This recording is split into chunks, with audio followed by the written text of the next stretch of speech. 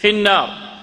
ثم أما بعد، قال تعالى في محكم تنزيله: إن الله وملائكته يصلون على النبي يا أيها الذين آمنوا صلوا عليه وسلموا تسليما.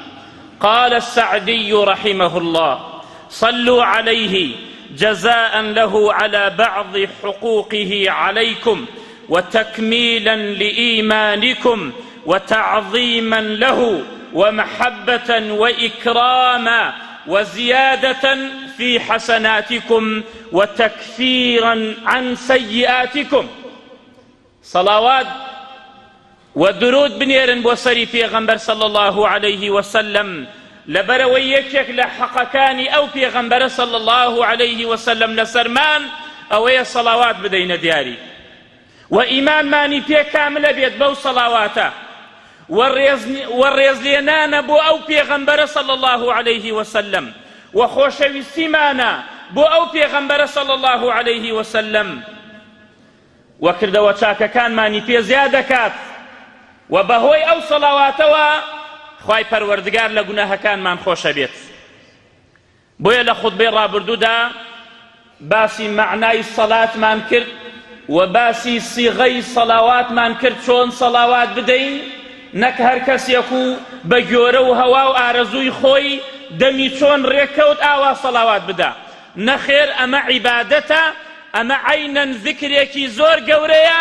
شون ناتوانين دسكاري ذكر كان بكين دەستکاری عیبادەتەکان بکەین ئەمش عیبادەتێکی گەورەیە چونکە خوای پەروەردگار یەکەم جا خۆی سەڵاواتەدا لە پاشاندا مەلائیکە لە پاشاندا ئەمرەکاتە ئینسان و جنی بە هەر هەمووتان بۆ ئەوەی عالەمی ئاسمانەکان و عالەمی زەوی هەموویان پێکەوە سەڵاوات بدەنە دیار ئەو پێغەمبەرە صلی الله عليه وسلم. وإذ قال ربك للملائكة إني خالق بشرا من طين فإذا سويته ونفخت فيه فقعوا له ساجدين إن الله وملائكته قورتنا للسجدي آدم للملائكة كالسجدي بو آدم برد شوك أما خواي پروردگاري لقلا إن الله وملائكته يصلون على النبي أما قورتنا أما الرئيسي زياتر تيايا كخواي پروردگار بملائكة فرمي السجدة برن بو آدم بۆیە بە پشتیوانی خوای پەروەردگارەوە ئەلەم خوتبەدا باسی ئەواکەین لە چۆدا سنەتە سەڵاوات بدەین و لە هەندێک شوێن واجبە سەڵاوات بدەین ئەلەو شوێنانەی کە شەرع بۆمانی دیاری کردووە وەکو تایبەت بەڵام ئەگەر مطلقی بکەی بە ئیطلاقی بۆ خۆت سەڵاواتە دەی وەکو دوعاکانت چۆن دوعاەکەی لە هەچ کاتێکا دوعاەکەی ئەگەر بەتەمای سەڵاوات زۆر بدەی بۆ خۆت سەڵاوات بدە لە ڕۆژێکا 100 سەڵاواتە دەی 200 سەڵاواتە دەی 1000 سەڵاواتە دەی کەس هیچ مانعێک نییە زۆر سەڵاوات بدەن بەڵام کە تایبەتان کرد لە شوێنێکە ئەبێ شەرع تایبەتی کرد بێت وەکو ئێستاکە باسیەکەین لە هەموو کاتێکە سەڵاوات دروستە لە هەموو کاتێکە سەڵاوات دروستە بەڵام ئەو سەڵاواتەی کە شەرع بۆتی داناوە وتمان نەکەر کەسێ لە خۆیەوە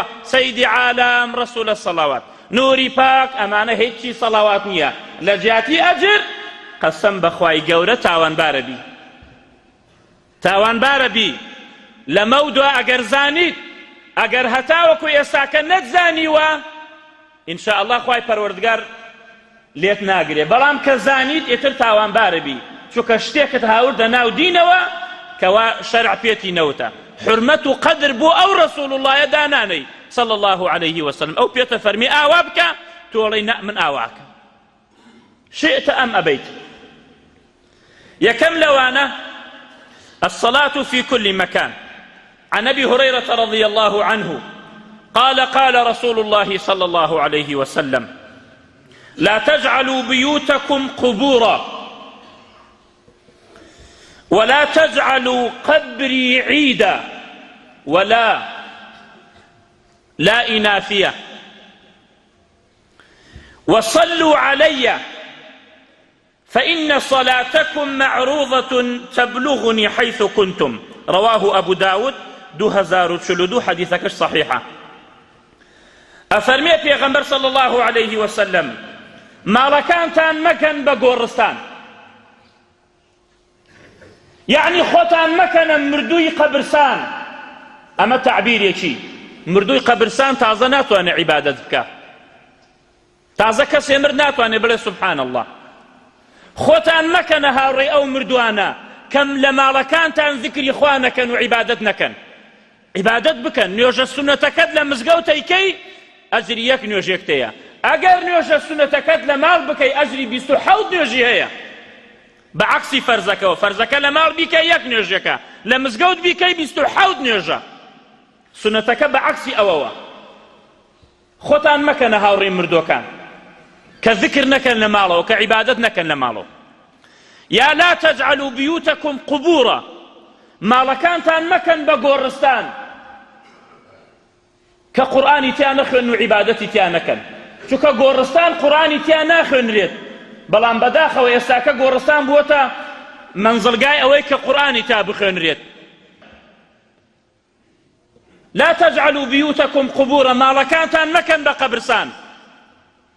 قەبرسان قورئانی تیا ناخوێنرێت، عیبادەتی تیا ناکرێت. قەبرسان ماڵەکانتان قورئانی تا بخوێنن، عیبادەتی تا بکەن.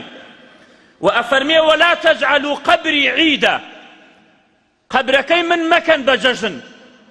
عيد لتكرار وهاتا لأعياده، يعني صار جاري شون خمان عيد الأضحى وعيد الفطر، عيد يعني يتكرر في كل سنة. بس في أنشا مكان بتشيبوا قبرسان، أما عيدي في أوتري، أما لشرع نهي ليكراوه. ولا تجعلوا قبري عيدا، قبركي من مكان بججن صاري جاري بين بولاي قبركم، يا مانجي جاري تايبتي بكن بين بولاي قبركم. چونکە هەر کەسێ خۆی حاضر بکە و ئامادە بکە بچێ بۆلای قەبری پێغەمبەر صلی الله عليه وسلم، تاوانبارە بێت. بۆچی؟ چونکە خۆیان فەرمێت لا تشد الرحال إلا إلى 3 مساجد يا مقبرة مساجد.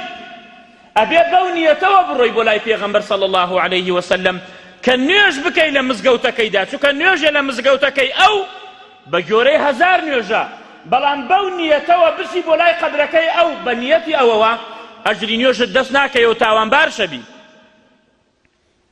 ئەفەرمێ قەبرەکەم مەکەن بە جەژن. جا ئەگەر بۆلای پێغەمبەرێک بۆلای خۆشەویستی خوا صلی الله عليه وسلم دروست نەبێ بە تایبەتی بڕۆی بۆلای هیچ قەبری شێخێک و هیچ ئەضریحەیەک و هیچ مەرقەدێک حرامە خۆتی بۆ حازرکەی بچی بۆلای. لەوێ حەیوان سەر بڕی و لەوێ هەنی هەڵپەرچێ بکەیت و بە ناوەی ذکر و ئەمجا خواردن بخۆیت و ئەوە هەمووی حرامە لە شەرعدا، هەمووی حرامە. ئەو سەیارەش کە ئەیان بات پارەکەی ئەوش حرامە. ئەوە خۆشەویستی خواوە فەرمێ صلی الله عليه وسلم لا تشد الرحال، نەکەن خۆتان حازر بکەن بۆ هیچ شوێنێک بڕۆن ئیلا بۆ 3 مزگەوت نەبێ. ولا تجعلوا قبري عيدا وصلوا علي، وصلوات بدنا ديارم لهر شوبن، فإن صلاتكم معروضة تبلغني حيث كنتم. هذا الحديث يشير إلى أن ما ينال لي منكم من الصلاة والسلام يحصل مع قربكم من قبري وبعدكم عنه، فلا حاجة بكم إلى اتخاذه عيدا. تو اگر نێزە قەبرەکەی پێغەمبەر بی صلی الله عليه وسلم، یا ئەلەیرە بی سەڵاوات بدەی سەڵاواتەکەی بۆ ئەڕوا.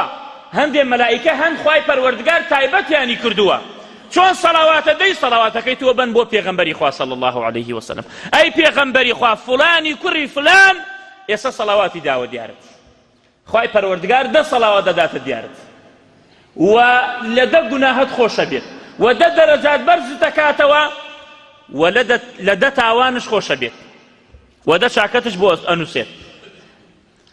لە هەر شۆ بن ئیجابەوە ناکە ئیلا تایبەتی بێن بۆ لای قەبرەکەی من سەڵاوات بدەن. لا تجعلوا قبري عيدا وصلوا علي. لەکوێ بوتان سەڵاوات بدەن؟ بەو شێوەی کە وتمان شەرع دیاری کردووە و شەرع تایبەتی کردووە. و لە نوێژەکانماندا کاتێ نوێژەکەین بۆیە ئیمامی شافعی ڕەحمەتی خوای لێبێ لەگەڵ کۆمەڵێ لە زانایانی تری هەر کەسێ سەڵاوات نەداتە دیار پێغەمبەر صلی الله عليه وسلم لە تەحیاتی ئاخیری نوێژەکەی بەتاڵە، نوێژەکەی بەتاڵە.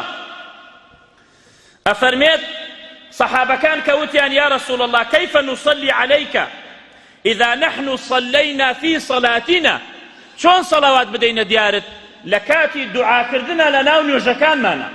فەرمووی بڵێن اللهم صل على محمد وعلى آل محمد كما صليت على إبراهيم وعلى آل إبراهيم إنك حميد مجيد.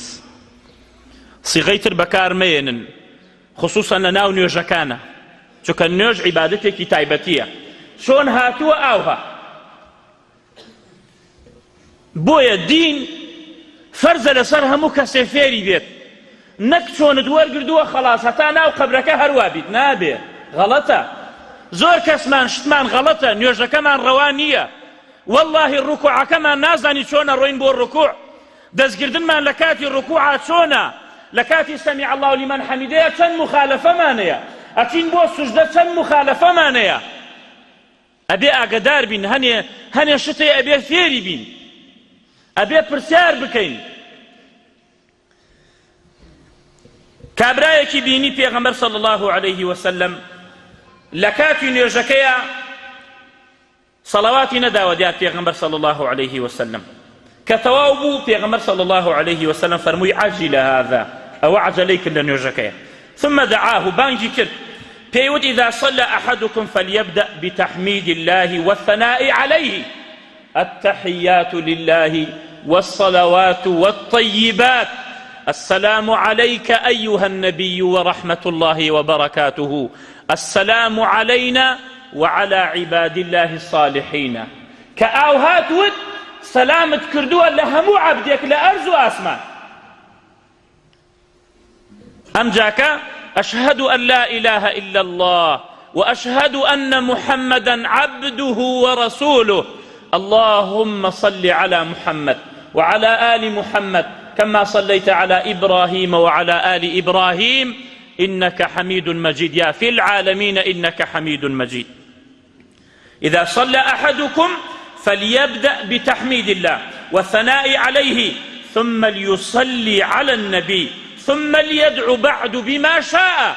لدعاء صلواتك أنجا دعاء تربك أبو خود، اللهم إني أعوذ بك من عذاب القبر ومن عذاب النار ومن فتنة المحيا والممات ومن فتنة المسيح الدجال، اللهم إني ظلمت نفسي ظلما كثيرا لا يغفر الذنوب إلا أنت فاغفر لي مغفرة من عندك وارحمني إنك أنت الغفور الرحيم. شن دعايك وشن أذكارك هاتوا ياتي دعايك ترأكي خير دنيا وقيامتي تيابك لها مكاتك صلوات بدن بوشيويك شرع دياري كردوة ولا ناو نوێژەکان مانشا ولا کاتێ مؤذن بانگی شەدا عینەن ئەجر و پاداشێکی زۆری تایە. و پێغەمبەر صلی الله عليه وسلم ئەمری پێمان کردووە کە سەڵاوات بدەینە دیاری لە دوای بانگدان و داوای وەسیلە بکەین لە خوای پەروەردگار بۆ پێغەمبەر صلی الله عليه وسلم. روى مسلم في صحيحه من حديث عبد الله بن عمرو رضي الله عنه قال أنه سمع رسول الله صلى الله عليه وسلم يقول إذا سمعتم المؤذن فقولوا مثل ما يقول. أي خلشنا أجر جوتان لمؤذن بو إيوش وكو مؤذن بلين فقولوا مثل ما يقول إلا حي العلتين نبيت وتي حي على الصلاة حي على الفلاح بلين لا حول ولا قوة إلا بالله. لدعاء أولا فرمي پیغمبر صلى الله عليه وسلم ثم صلوا علي، نافرمي ثم صلي علي، باس مؤذني هرتانية. إذا سمعتم المؤذن فقولوا مثل ما يقول ثم صلوا. إيوانك مؤذن هندي علماء فرمون أمت مؤذنها ناقريتو شوك لقال مؤذني نية ثم صلوا علي. اگر مؤذن شیوت ایوه شوا بلین ام جاکە لە دوای تەواوبوونی مؤذن صلوات بدەنە دیارم لەبەرەوەی فإنه من صلى علي صلاة صلى الله عليه بها عشرا. هەر کەسێ یەک صلوات بداتە دیارم خوای پەروەردگار دەجا باستەکا لە ناو مەلائیکە، دەجار حرمەت و ڕێزت ئەگرێ و مەلائیکە هەموویان صلواتە دەنە دیارت. ثم سلوا الله لي الوسيلة. لە پاشاندا لە دوای سەڵاواتەکە داوای وەسیلە بکەن لە خوای پەروەردگار بۆ من فإنه منزلة لا ينبغي لأحد إلا لعبد من عباد الله وأرجو أن أكون أنا هو فمن سأل لي الوسيلة حلت له شفاعتي يا حلت عليه شفاعتي هر کەسێ لە دوای سەڵاواتەکە و داوای وەسیلەم بۆ بکە بڵێ اللهم رب هذه الدعوة التامة والصلاة القائمة آت